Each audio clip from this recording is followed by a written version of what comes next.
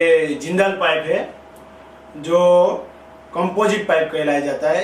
Jindal MLC pipe, Jindal MLC pipe यानी कि Jindal multi layer composite pipe. Multi layer यानी कि एक से ज्यादा इसमें पॉड आते हैं, 1 2 3 4 5। सबसे पहले आता है पी लेयर यानी कि पॉलीइथिलीन लेयर, उसके बाद अधेसिव लेयर जो नीचे एल्यूमिनियम लेयर आता है ना उसको, और पी लेयर यानी कि पॉलीइथिलीन लेयर दोनों को चिपकाने का काम करता है।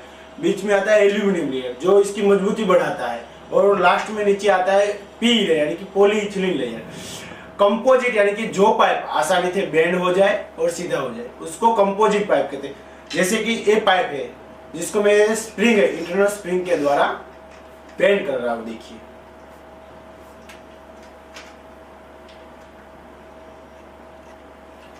देखिए इजीली बेंड हो गया, जिसे कंपोजिट पाइप यानी कि इजीली जो बेंड होता है उसको कंपोजिट पाइप कहते हैं। ये यू बेंड तक हो जाता है, 90 डिग्री से लेके यू बेंड भी कर सकते हैं। इंटरनल स्प्रिंग है, स्प्रिंग इसीलिए डाला जाता है इसके अंदर क्योंकि जो है राउंड शेप बनता है तो यहाँ से चपटा पाइप ना हो जाए, जिसके लिए इसमें स्प्रिंग डालना जरूरी है, जिसकी वजह से पाइप का जो पोजीशन है वैसे के वैसा ही रहे और आसानी से फिर सीधा भी हो सकता है, सीधा भी कर सकते हैं इजीली।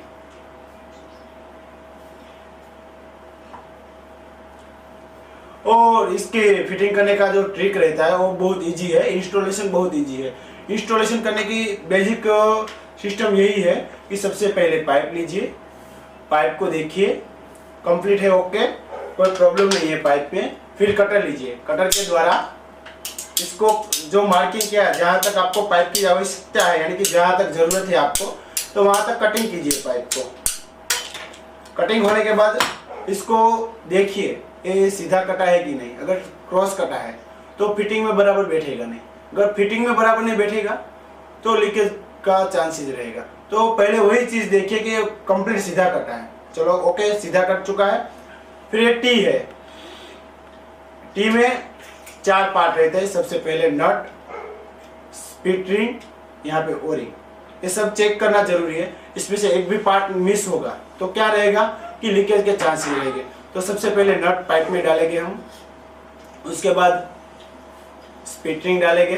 फिर ये राउंडिंग टूल से, राउंडिंग टूल का क्या काम है कि यहाँ पे जो ओरिंग रहता है तो पाइप हमने काटा तो उसका शेप थोड़ा बहुत इधर उधर हो जाता है, तो क्या कि ये ओरिंग कटे नहीं, तो उसके लिए राउंडिंग टूल से इसको उसका शेप सीधा करना पड़ता है। तो ये ऐसे राउंडिंग टूल से कंप्लीट उसका शेप सीधा हो जाता है। फिर इसको इजी फिट है तो इसको सिर्फ पुश बैक ही करना है।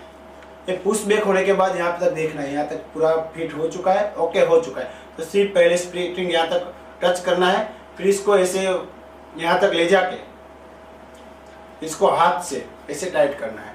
इसमें पकड़ या पाने की कोई जरूरत नहीं है। यहाँ तक टाइट होने के बाद इसमें 15 kg प्रेशर तक ये लीकेज नहीं होगा, इसीलिए इसको इजी फिट किया जाता है। 15 kg तक इसको कुछ नहीं होगा। ओके, अब फिटिंग